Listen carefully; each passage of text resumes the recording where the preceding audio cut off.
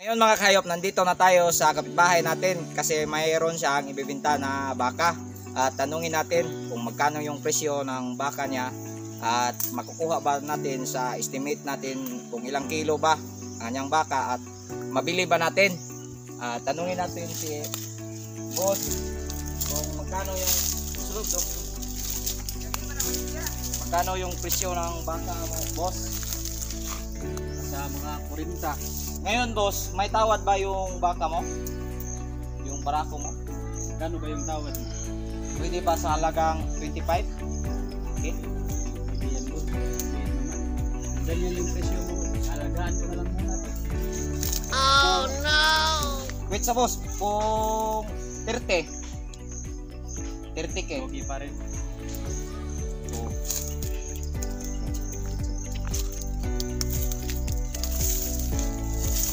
Boss, babalik ka na lang pag nakuha mo na yung presyo na binigay ko sa'yo. Oh no! Kasi hindi ka anong mataba boss. Yung baka boss. O, tingnan mo boss.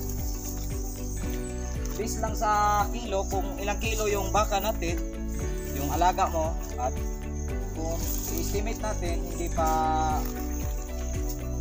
umabot ng 100 kilos. Kasi yung price sa baka sa per kilo, 250 times 100, yun, sana 25k yung bayad ko. Pero kung alagaan ko na lang, kung gusto mo, ibigay ko sa'yo. Sana all. Huwag naman boss, deal. Sobrang taas naman. Pwede ba sa 30 to? Okay. Hindi pa pwede. Hindi pwede. 34 para magkabigayan na tayo. Yung tawad 35.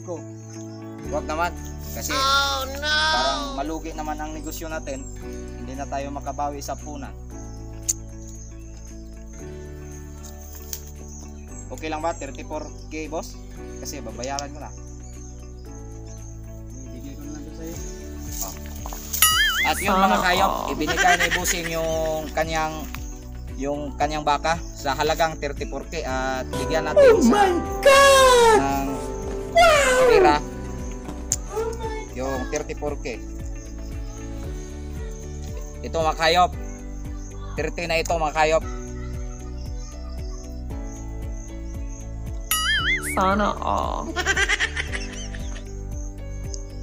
Yun mga kayop. At maraming salamat Busing na may tawad yung baka mo at sana manalo tayo mga kayop sa ating biniling baka sa halagang 34k. Salamat. At dyan lang muna ko lalagay kasi bukas kukunin ko yung baka mo. Sana all. At yun mga kayop, puntahan natin bukas yung baka. Andito. Ngayon mga kahayop, pupunta na kami sa baka. Kukunin na namin yung binili naming baka sa kapitbahay namin.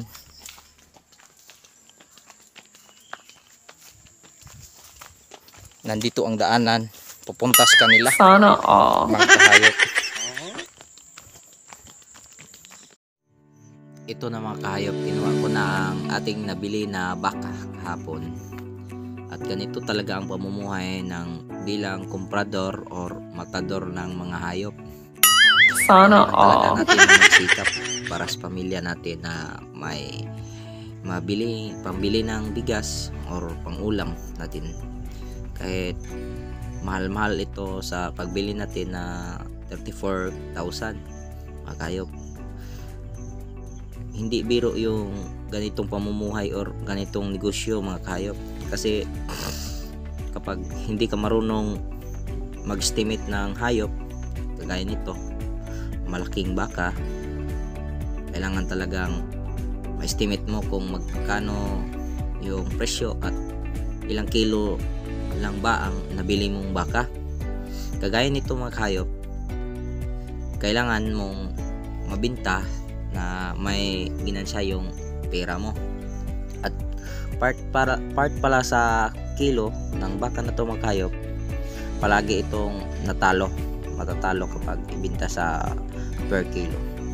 Ito mga kayo pala, binili ko ng 34,000 kasi kapag may makagusto doon sa ibang lugar na i-fattening or alagaan, yun, maibigay natin ng 38 or 39, may tubo ng ating pera na binili kapag may gusto ito at patabain nila yung nabili nilang baka.